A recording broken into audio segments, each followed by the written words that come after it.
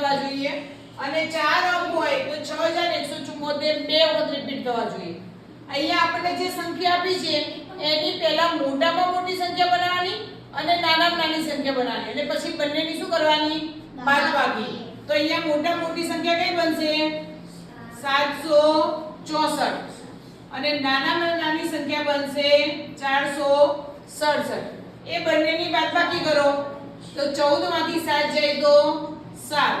અહીંયા 5 આવશે 15 માંથી 6 જાય તો 9.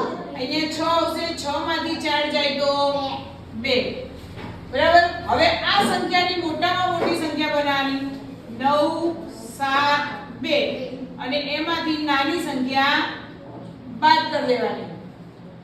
ચલો 12 માંથી 9 જાય તો 3. અહીંયા 6 આવશે 16 માંથી 7 જાય તો 9. 8 માંથી 4 જાય તો 6.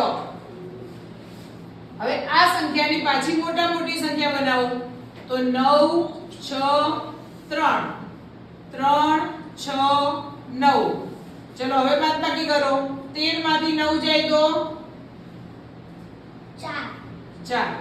અહીંયા 5 આવશે 15 માંથી 6 જાય તો 9. અહીંયા 8 આવશે 8 માંથી 3 જાય તો 5. આ યાદ રાખવાનું કે આ સંખ્યા લાવવાની છે ત્યાં સુધી આપણે કામ કર્યા કરવાનું. ચલો હવે અહીંયા આવશે 9 5 4. આની મોટા મોટી સંખ્યા બનાવી. હવે એની જ નાનામાં નાની સંખ્યા આવશે 4 5 9. ચલો 14 માંથી 9 જાય તો 5. અહીંયા 5 ની ઉપર 4 આવશે 14 માંથી 5 જાય તો 9. અહીંયા આવશે 8. 8 માંથી 4 જાય તો 4. આવી ગઈ? હા આવી ગઈ. પણ એ જ સંખ્યા ફરીથી રિપીટ થવી જોઈએ.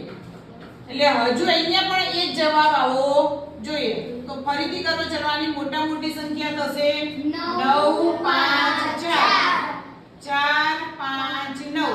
આ જ સંખ્યા રિપીટ થઈ તો એનો જવાબ પણ રિપીટ થશે. થઈ ગયો રિપીટ? તો અહીં 495 કાપરેકર અચળાંક છે.